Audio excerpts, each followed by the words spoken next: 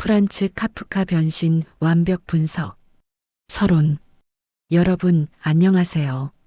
오늘은 20세기 문학사에 길이 남을 충격적인 작품, 프란츠 카프카의 변신을 깊이 있게 파헤쳐 보려고 합니다.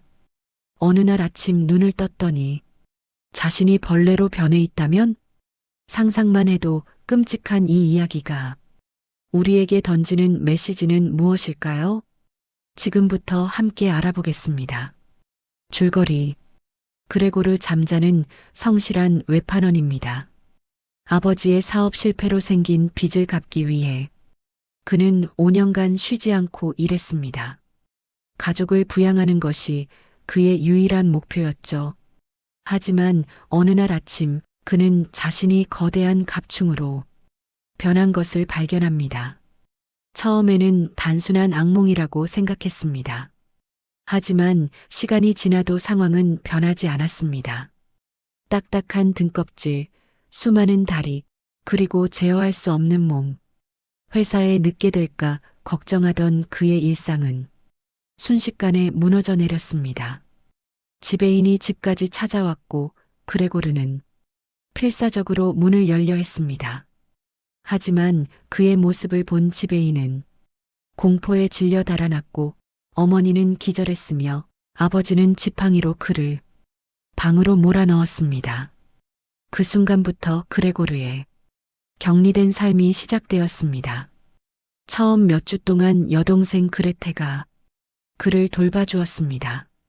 음식을 가져다 주고 방을 청소해 주었죠. 그레고르는 여동생의 친절에 감사했습니다. 가족들의 대화를 몰래 엿들으며 자신이 사라진 후 그들의 재정 상황을 알게 되었습니다. 아버지가 약간의 저축을 숨겨두었다는 사실, 하지만 그것도 곧 바닥날 것이라는 사실을 말이죠. 시간이 흐르면서 가족들의 태도가 변했습니다. 그레테는 점점 귀찮아했고 어머니는 그를 보는 것조차 두려워했으며 아버지는 적대감을 드러냈습니다.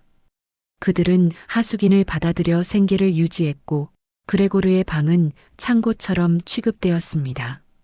어느 날 저녁 그레테가 하숙인들 앞에서 바이올린을 연주했습니다. 그 아름다운 선율에 이끌린 그레고르는 문 밖으로 나왔습니다. 하지만 하숙인들은 그의 모습에 경악했고 즉시 집을 떠나겠다고 선언했습니다. 이 사건은 결정타였습니다. 그레테가 외쳤습니다. 우리는 저것을 없애야 해요. 저건 더 이상 오빠가 아니에요. 가족들은 고개를 끄덕였습니다. 그레고르는 모든 것을 들었습니다. 그는 천천히 방으로 돌아갔고 새벽 3시에 조용히 숨을 거두었습니다. 다음 날 아침 가정부가 그의 죽음을 발견했습니다. 가족들은 슬픔보다는 해방감을 느꼈습니다. 그들은 교회로 나들이를 떠났고 전차 안에서 그레테의 성장한 모습을 바라보며 미래를 이야기했습니다. 마치 그레고르는 처음부터 존재하지 않았던 것처럼 말이죠. 이 이야기는 단순한 환상이 아닙니다. 인간의 가치가 무엇인지, 가족이란 무엇인지, 그리고 사회가 개인을 어떻게 대하는지에 대한 날카로운 질문을 던집니다. 독후감 1 대학생 김민준. 저는 이 소설을 읽으며 끊임없이 제 자신을 돌아보게 되었습니다. 그레고르가 벌레가 된 것은 육체적 변화가 아니라 사회적 죽음의 은유라고 생각합니다. 그가 더 이상 돈을 벌지 못하는 순간 가족에게서 버림받는 모습은 너무나 현실적이었습니다. 현대사회에서 우리의 가치는 얼마나 생산적인가로 측정됩니다. 아프거나 실직하면 사회는 우리를 어떻게 대할까요? 카프카는 100년 전에 이미 이 질문을 던졌습니다. 그레고르의 고독과 절망은 오늘날 우리 모두가 느끼는 소외감과 다르지 않습니다. 이 소설은 불편하지만 반드시 읽어야 할 작품입니다. 독후감 2 직장인 이서영. 회사에서 퇴근하고 이 책을 읽었는데 너무 공감되어서 소름이 돋았습니다. 그레고르처럼 저도 가족을 위해 일합니다. 하지만 제가 갑자기 일을 못하게 된다면 가족들은 저를 어떻게 볼까요? 소설 속에서 가장 충격적이었던 부분은 가족들의 변화였습니다. 처음엔 동정하다가 점점 귀찮아하고 결국엔 제거해야 할 대상으로 여기는 과정이 너무나 자연스러웠습니다. 인간의 이기심과 현실주의가 얼마나 냉혹한지 보여줍니다. 저는 이 소설을 읽고 나서 제 존재의 가치가 오직 경제적 능력에만 있는 것은 아니라고 스스로에게 되뇌게 되었습니다. 깊은 여운이 남는 작품입니다. 독후감 3주부 박지현. 가족이라는 관계에 대해 다시 생각하게 만든 소설입니다. 그레고르는 가족을 위해 모든 것을 희생했지만 정작 그가 도움이 필요할 때 가족들은 그를 외면했습니다. 특히 여동생 그레테의 변화가 마음 아팠습니다. 처음엔 오빠를 돌보던 그녀가 결국 저것을 없애야 한다고 말하는 장면은 배신감마저 들었습니다. 하지만 한편으로는 이해도 됩니다. 가족도 결국 인간이고 한계가 있으니까요. 이 소설은 무조건적인 사랑이란 것이 얼마나 어려운지, 그리고 우리가 사랑한다고 말하는 것들이 사실은 조건부일 수 있다는 불편한 진실을 드러냅니다. 읽고 나서 한참을 멍하니 앉아 있었습니다. 독후감 4고등학생 최우진. 처음엔 벌레로 변한다는 설정이 황당해서 판타지 소설인 줄 알았습니다. 하지만 읽을수록 이게 현실보다 더 현실적인 이야기라는 걸 깨달았습니다. 학교에서도 비슷한 일이 일어나거든요. 누군가 왕따를 당하면 그 아이는 그레고르처럼 벌레 취급을 받습니다. 아무도 말을 걸지 않고 존재 자체를 부정당합니다. 그레고르가 가족들의 대화를 몰래 엿듣는 장면에서 저는 복도 구석에서 혼자 점심을 먹는 친구의 모습이 떠올랐습니다. 카프카가 전하고 싶었던 메시지는 명확합니다. 우리는 누구나 그레고르가 될 수 있고 또한 그를 외면하는 가족이 될 수도 있다는 것. 이 소설은 젊은 사람들이 꼭 읽어야 한다고 생각합니다. 비평가 논평 1 문학평론가 한승희.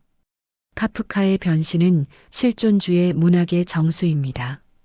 그레고르의 변신은 부조리한 세계에 던져진 인간의 실존적 조건을 극단적으로 형상화한 것입니다.